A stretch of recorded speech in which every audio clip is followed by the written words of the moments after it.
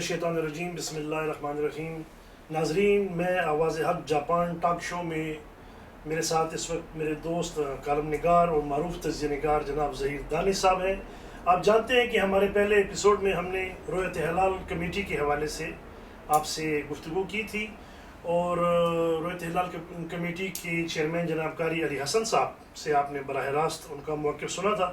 اس حوالے کا ہمارا آج دوسرا پروگرام ہے اور اسی موضوع پر بات کرنے کے لیے ہم نے دعوت دی ہے جاپان کے معروف اسکالر اور مسجد انوار مدینہ کے امام و خطیب ہمارے لائق احترام دوست جناب حافظ علامہ فیض اللہ سعیدی صاحب کو. ہم ان کو اپنے اسٹوڈیو میں خوش آمدید کہتے ہیں. تھینک یو فار کمنگ سر. جیسے میں نے پہلے آپ کی خدمت میں عرض کیا کہ آواز حق جاپان ٹاک شو جاپان میں پائے جانے والے ایسے ایشوز پر آپ سے بات کرتا رہے گا جس میں عام پاکستانیوں کو اور مسلمانوں کو اس سے فائدہ حاصل ہو. اس پروگرام میں میرے ساتھ مستقل تجزیہ نگار جناب ظہیر دانی صاحب ہر پروگرام میں میرا ساتھ دیں گے اور ہمارے مہمان سے وہ سوالات کریں گے. آج کیونکہ یہ اس سلسلے کا دوسرا پروگرام ہے تو ہم حافظ فیض اللہ سعیدی صاحب سے رویت ہلال کے حوالے سے جو شرعی نقطہ ہے، جو پوائنٹ ہے، اس پر ان سے ہم گفتگو کریں گے. جی حافظ صاحب، رویت ہلال کمیٹی جاپان کے معاملات آپ کے سامنے ہیں، تو رویت کا جو شرعی اصول ہے اس کے بارے میں آپ ہمارے ساتھ کچھ انفارمیشن شیئر کریں گے. بسم اللہ الرحمن الرحیم. نحمده ونصلی ونسلم علی رسوله الکریم. اما بعد فاعوذ باللہ من الشیطان الرجیم. بسم اللہ الرحمن الرحیم. فمن شہد منکم الشہر فلیصم. صدق اللہ العظیم. اس آیت کریمہ کی تشریح اور احادیث کے حوالے سے رویت پر گفتگو کرنے سے پہلے میں آواز حق ٹاک شو میں جناب میرے نہایت محسن عظیم دوست نعیم خان صاحب اور میرے پیارے دوست محسن ظہیر دانی صاحب، میں آپ سب کو مشکور ہوں مجھے آپ لوگوں نے دعوت دی. در حقیقت جاپان میں مجھے بھی رہتے ہوئے کافی عرصہ ہو چکا ہے اور ویسے تو تقریباً جیسا کہ آپ سب لوگ جانتے ہیں اور اس وقت اخبارات نیٹ تقریباً آپ سب لوگ پڑھتے رہتے ہوں گے اور عرصہ 30 سال سے جو ہلال کمیٹی اعلانات کر رہی ہے اور کرتی چلی آ رہی ہے اور اس پر الحمدللہ کبھی کوئی اختلاف پیدا نہیں ہوا. جی. لیکن ابھی تقریباً میرے خیال میں رمضان شریف سے تقریباً 2 ہفتے پہلے مجھے یاد ہے کہ نعیم بھائی آپ کو اور مجھ کو قبلہ قاری صاحب نے دعوت دی تھی اپنے پاس وہاں پر ان کے مرکز تدبیر القرآن جی دعوت دی تھی. تو قبلہ قاری صاحب نے اور میرے محسن مولانا عابد شاہ صاحب، انہوں نے آپ کو اور مجھ کو بھی ظاہر ہے انہوں نے کہا کہ یہ سلسلہ ہے، ہم لوگ وہاں پر گئے. دانش صاحب بھی تھے غالباً، آپ بھی تھے. جی جی، یہ بھی موجود تھے اس میں. تو وہاں پر انہوں نے جی جو وہاں دیکھ کر آئے انہوں نے آ کر بتایا کہ یہ سلسلہ ہے. تو مجھے بھی وہاں بیٹھے بیٹھے شکوک و شبہات پیدا ہوئے، لیکن اس موضوع پر ہم نے کوئی گفتگو نہیں کی. تو صرف اتنا ہوا کہ جو میں نے محسوس کیا تو میں نے وہ چند دنوں بعد جو ہے ناصر اقاگاوا صاحب ان کے پر میں نے جو تھے میرے اپنا تاثرات وہ میں نے دیے چاند کے بارے میں جو بھی تھے. تو بجائے اس کے بات کو میں طویل کروں، میں ساتھ بات کروں گا کہ جب اس قسم کے شکوک و شبہات پیدا ہو جاتے ہیں تو اس حوالے سے دیکھا جائے تو اس میں شرعاً جو ہے اپنا چند طریقے ہیں جو ایک روایت ہلال کے ہوتے ہیں، اگر ہم ان اصولوں کو لے کر چلیں گے تو انشاءاللہ تعالیٰ کامیابی ہوگی انشاءاللہ۔ پہلی بات تو یہ ہے کہ روایت شہادت، یعنی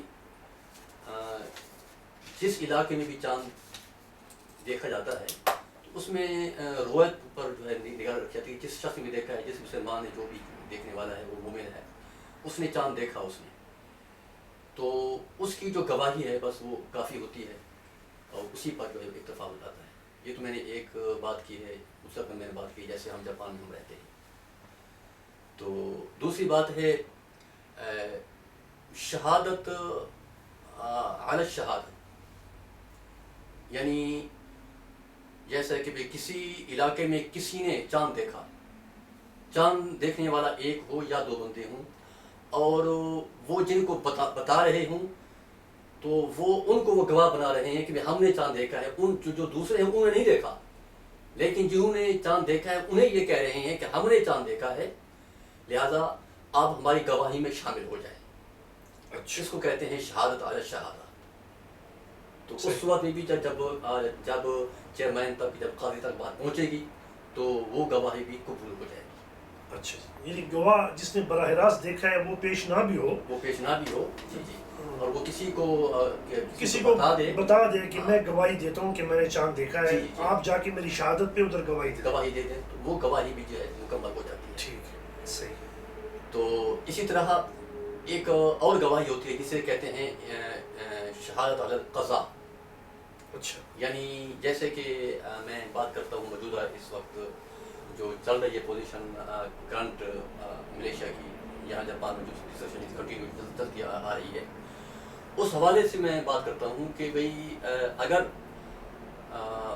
وہ ملک ملیشیا اسلامی ملک ہے، اگر وہاں کا حاکم یا قاضی، میں نہیں جانتا، اب جو نے جا کر دیکھا ہے وہ بات کرتے ہیں نا، کہ وہ یہ کہتے ہیں کہ وہ اکثر دیکھنے میں یہ آتا ہے کہ چاند دیکھنے میں وہ لوگ کافی سستی کرتے ہیں، وہ لوگ اچھا، کاہلی کرتے ہیں، وہ صرف اپنا جو کیلنڈر ہوتا ہے اس کے مطابق وہ اعلان کرتے ہیں، اور قاضی جو ہے وہ بھی گویا وہ گورنمنٹ کا تابع ہوتا ہے، جیسے اس نے کہہ دیا اس طریقے سے اس نے اعلان کر دیا۔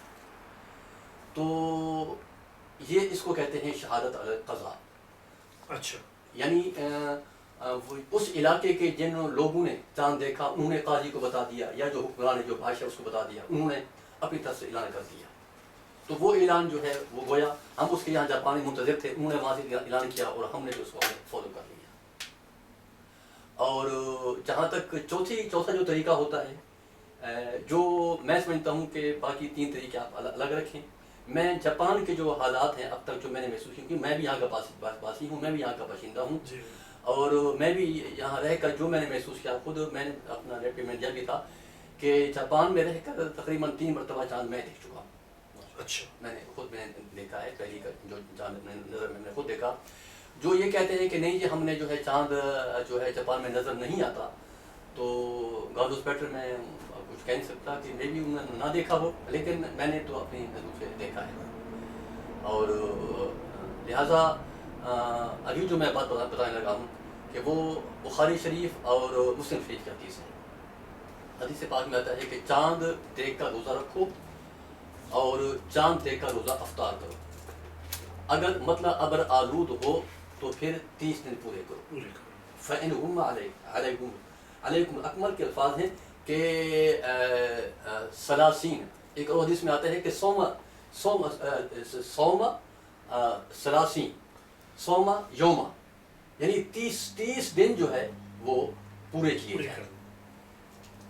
جائے کہ رمضان شریف شروع ہونے سے قبل شعبان کا مہینہ تھا، ہم نے چاند نظر نہیں آیا، ابر آلود تھا، تو شعبان کے بھی 30 دن پورے ہوں گے۔ اچھا، شعبان کے بھی 30 دن پورے ہوں گے۔ اسی طرح اب آگے چلے جائیں، جب ہم نے چاند دیکھنا ہوتا ہے عید کا، تو اس میں بھی اگر ہمیں صاف نہیں ہے، جاپان میں اکثر جو ہے وہ بڑا آلود ہوتا ہے، لہٰذا اس وقت پھر یہ ہوتا ہے کہ ہم سوچتے ہیں کہ فیصلہ کیا کیا جائے، تو اس لحاظ سے دیکھا جائے تو پھر یہ حدیث کہتی ہے کہ لفظ غمہ ہے کہ ابر آلود ہو تو اس وقت میں 30 پورے کرنے چاہیے۔ صحیح۔ اور میں ایک یہاں پر بات بڑھ جائے گی لیکن وہ ایک عشق کی بات سامنے میرے آ رہی ہے. شاید جن لوگوں نے وہاں پر الحمدللہ اپنا مدینہ شریف گئے ہیں, مسجد نبی کے قریب ایک مسجد امامہ تھی, تو حضور صلی اللہ علیہ وسلم نے ایک مرتبہ آپ نے اس مسجد میں نماز جمعہ آپ نے ادا فرمائی. تو کافی عرصہ ہو چکا تھا اور اس علاقے میں بارش نہیں ہوتی, قحط ساری ہو گئی اور سب لوگ پریشان. تو صحابہ نے کہا جمعے کا روز خطبہ دے رہے ہیں. تو اس وقت ایک صحابی کھڑا ہو گیا, کہنے کا اللہ کے رسول, اس وقت تو کیفیت یہ ہو گئی ہے کہ اپنا ہمارے جانور بھوکے مر رہے ہیں اور لوگ قحط سالی ہے, کھیت خشک ہو چکے ہیں, لہٰذا بارش کے لیے جو ہے نا آپ دعا فرمائیے. تو حضور صلی اللہ علیہ وسلم نے, حالانکہ اس وقت جمعے کا روز ہے اور مطلب بالکل صاف تھا, یعنی کوئی امکان نہیں تھا بارش کا, لیکن ظاہر ہے وہ تو اللہ کے محبوب ہیں. اور حضور صلی اللہ علیہ وسلم نے جو ہے اپنا صرف آسمان پر نگاہ دوڑائی, آپ خطبہ دے رہے تھے اور اس انگلی کا اشارہ کیا آپ نے, تو بس وہ کہا کہ ابھی بارش شروع ہو جائے, تو بارش شروع ہو گئی. تو اس حوالے سے وہ جو لفظ ہے وہ آیا ہے, وہ مسجد غمامہ. اچھا جی ہاں, وہ غمامہ میں جب گیا تھا اپنا حج کرنے, جب اس وقت میں نے حاضری دی تھی, تو اس وقت میں نے حاضری دی ہے, لیکن اب وہ انہوں نے بند کر دیا ہے, تو دور سے جا کے دیکھ سکتے ہیں لیکن بند ہے فی الحال. اچھا, اب نہ جانے ابھی 1-2 سال کے اندر, کیونکہ جو وہ چینجنگ کرتے ہیں وہ غالباً شاید تعمیر کسی سے نیا ہو تو وہ شہید کر دی ہو, اب نہیں معلوم. لیکن یہ ہے کہ اس مسجد میں سرکار نے جب خطبہ دیا تو بس آپ نے صرف کہا, یعنی اشارہ کیا آپ نے, ابر آلود ہو بھی گیا, آسمان پر بادل چھا گئے اور بارش ہونے لگی. اور اس قدر بارش ہوئی کہ جب صحابہ کرام نماز جمعہ ادا کر کے باہر نکلے تو ہر طرف پانی ہی پانی. تو پورا ہفتہ بارش ہوتی رہی, اور پھر جب دوسرا جمعہ آیا تو وہی وقت وہی صحابی پھر کھڑا ہو گیا. اس نے کہا کہ اے اللہ کے رسول, اب تو ہر طرف پانی ہی پانی ہے. تو حضور نے پھر وہی آپ نے دعا کی آپ نے, اور حضور فرماتے ہیں کہ بھائی اسی آپ نے بادل سے حکم کیا اپنا کہ آپ تھم جا, تو وہ تھم گیا, اسی ٹائم بارش رک گئی. تو گویا بادل بھی جو ہے وہ حضور کے حکم کا جو ہے وہ تابع ہے. اور کلام پاک میں اللہ کا فرمان ہے, میں پھر اصل موضوع پہ آؤں گا جو میں بتانا چاہتا ہوں. میں نے یہ وضاحت کیوں کر رہا ہوں, میں اس والے سے بات کر رہا ہوں کہ اللہ کا فرمان ہے کہ وما کان للمؤمن ولا مؤمنۃ اذا قضى الله ورسوله امرا ان يكون لهم الخيرة من امره. اللہ کا فرمان ہے کہ کوئی مومن مرد یا کوئی مومن عورت, اذا قضى الله ورسوله, کہ اللہ اس کے رسول کا جب کوئی امر ہوتا ہے اور اس میں جو اختیار اللہ کا ہو اور جو اللہ اپنے محبوب کو اختیار دے دے, تو اس میں کسی بندے کو حق حاصل نہیں کہ وہ خود فیصلہ کرے. جو وہ خود فیصلہ کرے گا تو گویا آگے فرمایا کہ وَمَن يَعْصِ اللَّهَ وَرَسُولَهُ, اس نے اللہ کے اس کے رسول کی اس نے نافرمانی کی اس نے. تو یہ آیات تو نازل ہوئی تھی حضرت زید بن حارث کے لیے, جب وہ اپنا جس وقت ایک سلسلہ آیا تھا ان کی شادی کا, تو اپنا بات بڑی طویل ہے تو مختصر کرتا ہوں میں. مختصر کرنے کا یہ ہے کہ وہ تو ایک یعنی ایک ذات کی بات تھی, اور پھر اللہ تعالیٰ نے کہا کہ جو میرے محبوب نے کہہ دیا, جو میرے محبوب کا فیصلہ ہے بس وہی میرا فیصلہ ہے. اب اس حدیث میں بھی فعل غمہ کی جو میں بات کر رہا ہوں, اس میں حضور فرما رہے ہیں کہ 30 دن پورے کرو, 30 دن پورے کیے جائیں. لہذا جاپان جیسے ملک میں جہاں ماشاءاللہ پہلے سے تو اب کہیں زیادہ ہی ماشاءاللہ مسلم ہماری میجورٹی ہے, آج سے 30 سال قبل اتنا مسلسل نہیں تھا, لیکن آج الحمدللہ بے شمار مساجد, بے شمار مصلے, بے شمار الحمدللہ علماء کرام اور یعنی جید بزرگ الحمدللہ موجود ہیں. لہذا اب یہاں ہمیں ضرورت نہیں ہے کہ ہم کسی اور کنٹری کو ہم فالو کریں. بہتر یہ ہے کہ یہیں بیٹھ کر جو ہے ہم لوگ جو ہے جب بھی کوئی سلسلہ ہوتا ہے یعنی ایک علاج کمیٹی کا کہ دوستوں کو بلانے کا, تو علماء کو بلایا جائے, جیسے کہ بلاتے بھی ہیں ماشاءاللہ. میرا مقصد کہنے کا, ناظرین ہم آپ سے انشاءاللہ اس موضوع پہ بات کریں گے, تھوڑا سا ہمیں شارٹ بریک پر جانا ہے. ناظرین پلیز اسٹے ود اس. ہم نے اپنے اگلے حصے میں حافظ صاحب سے کچھ سوالات کرنے ہیں, وہ آپ کے لیے بڑے انفارمیٹیو ہوں گے. Please stay tune with us.